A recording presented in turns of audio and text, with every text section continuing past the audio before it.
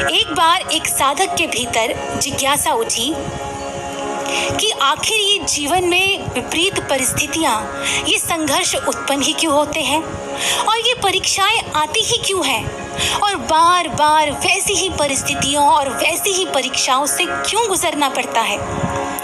उसने गुरुदेव से पूछा, गुरुदेव, आप तो अंतर्यामी हैं, भली भांति जानते हैं कि कौन कितने पानी में है, किसके भीतर क्या गुण है क्या अवगुण है, आपसे तो कुछ भी नहीं छुपा, फिर परीक्षाएं लेकर भला क्या जांचते हैं।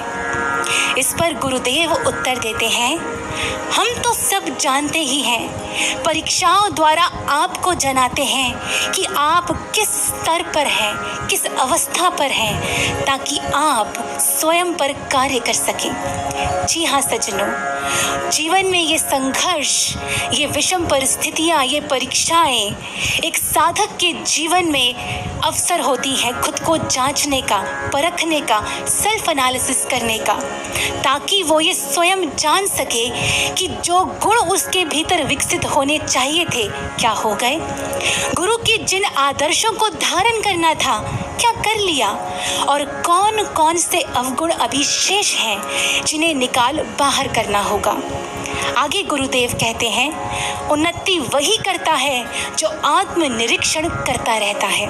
और जीवन में बार बार वैसी ही परिस्थितियां आने का क्या कारण है? सरल सी बात है, जब तक एग्जाम में पास नहीं हो जाते, एग्जाम बार बार देना पड़ता है। जब एग्जाम क्लियर हो जाता है, फिर दोबारा नहीं देना पड़ता। अगली क्लास में हमारा एडमिशन हो जाता है, हम प्रमोट हो जाते हैं। ठीक इसी तरह सज्जनों, जितना जल्दी जीवन के इन संघर्षों से, इन परिस्थितियों से सीख ग्रहण कर लेंगे, उतनी जल्दी उन्नति कर सकेंगे, अपने लक्ष्य के समीप पहुंच सकेंगे। आप सभी जानते ही होंगे कि स्वामी विवेकानंद जी ने शिकागो में वर्ल्ड रिलीजन कॉन्फ्रेंस के मंच से इतिहास रचा, लेकिन उन ऐतिहासिक क्षणों के कुछ घंटों पहले तक विवेकानंद जी की क्या स्थिति थी, किन किन परीक्षाओं से उन्हें गुजरना पड़ा, कैसी कैसी परिस्थितियों को झेलना पड़ा, आज उसको जानते हैं। स्वामी विवेकानंद जब 1893 के जुलाई माह में कॉन्फ्रेंस के लिए शिकागो पहुंचे, तब उन्हें पता चला कि कॉन्फ्रेंस तो सितंबर में है और वो गलती से इतने दिन पहले आ गए हैं।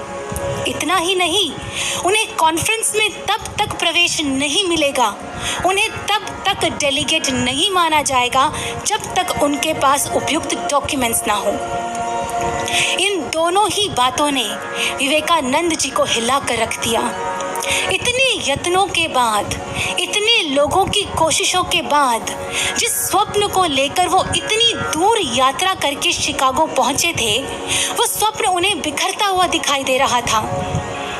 वो ये सोच सोच कर परेशान हो रहे थे कि इतने कम पैसों में अमेरिका जैसे देश में 2 महीने तक गुजर बसर कैसे होगा। ना लेटर ऑफ इंट्रोडक्शन है उनके पास, ना वो किसी संस्थान को रिप्रेजेंट कर रहे हैं, कॉन्फ्रेंस में कैसे पहुंचेंगे। उन्हें कुछ समझ नहीं आ रहा था, उनका धैर्य टूटने लगा और वो मन ही मन खुद को कोसने लगे कि आखिर मैंने ये मूर्खता की ही क्यों मैं भावनाओं में बहकर वर्ल्ड रिलीजन कॉन्फ्रेंस में हिस्सा लेने के लिए तैयार हो गया, क्यों मैं उन अबोध लोगों की बातों में आ गया जिनके पास पूरी जानकारी तक नहीं थी।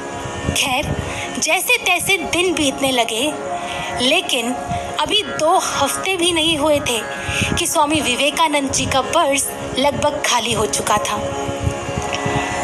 उन्हें कहीं से पता चला कि बॉस्टन शहर शिकागो की तुलना सस्ता है, सो वे ट्रेन पकड़कर बॉस्टन के लिए निकल गए।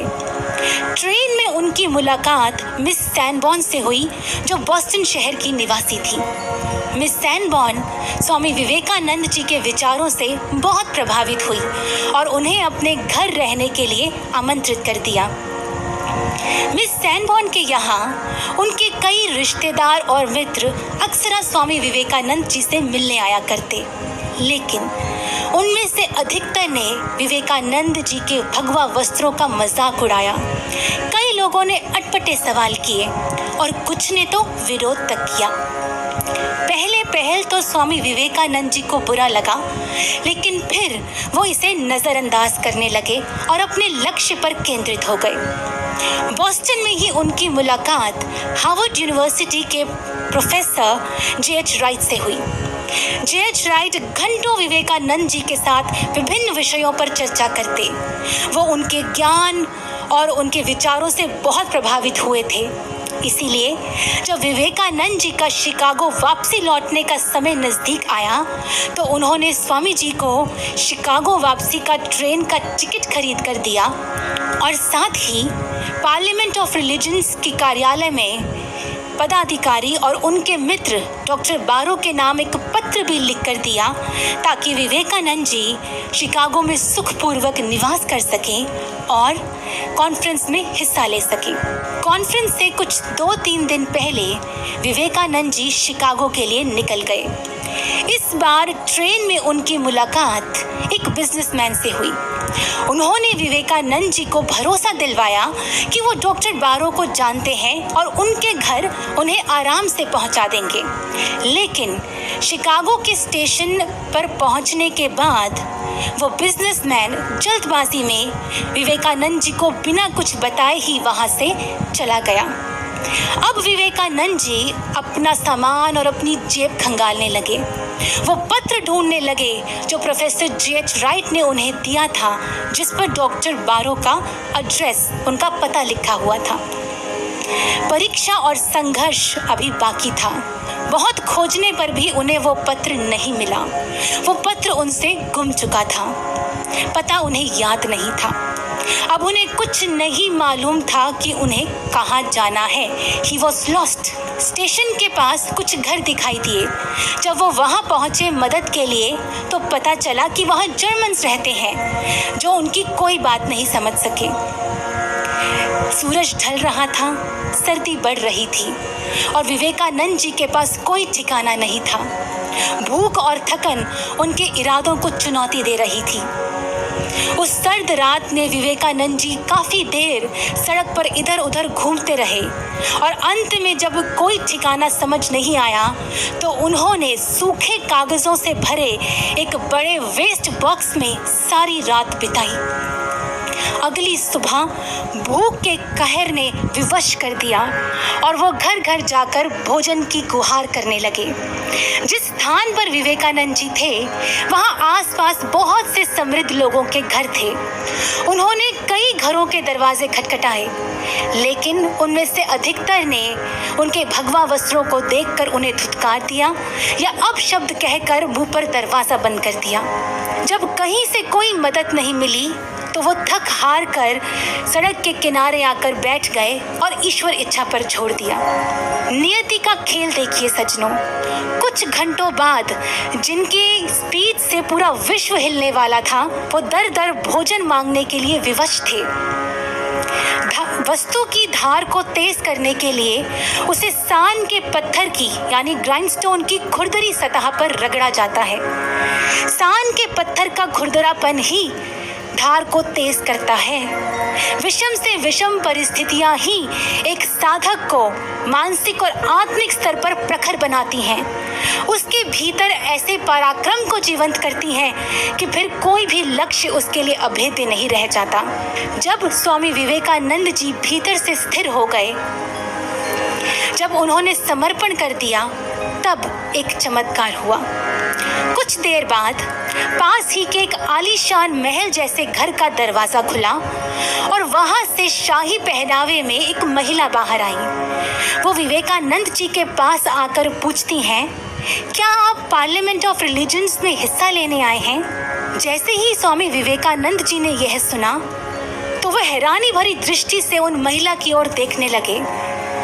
उन महिला ने फिर पूछा, क्या आप पार्लियामेंट ऑफ रिलीजन्स में हिस्सा लेने आए हैं? इस बार विवेकानंद जी को सुध आई और उन्होंने उन महिला को अपनी सारी परेशानी बयां कर दी। वो महिला विवेकानंद जी को अपने घर ले गई, उन्हें नाश्ता करवाया और फिर स्वयं पार्लियामेंट ऑफ रिलीजन्स के ऑफिस ले गई और डॉक्टर बारो से उनकी मुलाकात करवा दी।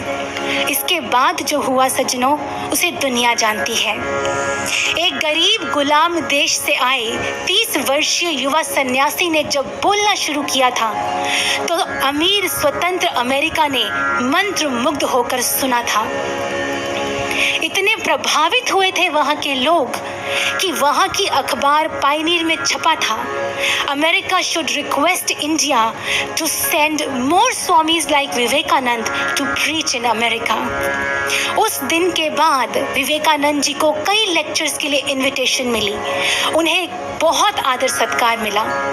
रंग लाती है ना पत्थर पर घिस जाने के बाद, सुर्ख होता है इंसान ठोकरे खाने के बाद। जब स्वामी विवेकानंद जी शिकागो पहुंचे थे, उस समय परिस्थितियों के कारण कई बार अधीर हुए, लेकिन वर्ल्ड रिलीजन कॉन्फ्रेंस जो उनके जीवन का एक मुकुटमणि क्षण था, उसके आने तक विषमतम परिस्थितियों ने उनके व्यक्तित्व में जो परिवर्तन, जो चुंबकीय आकर्षण को उत्पन्न किया, उसका अनुभव न केवल पार्लियामेंट ऑफ रिलीजन्स के उस हॉल में बैठे 7,000 स्कॉलर्स और डिग्निटरीज ने किया था, बल्कि पूरे विश्व ने किया था।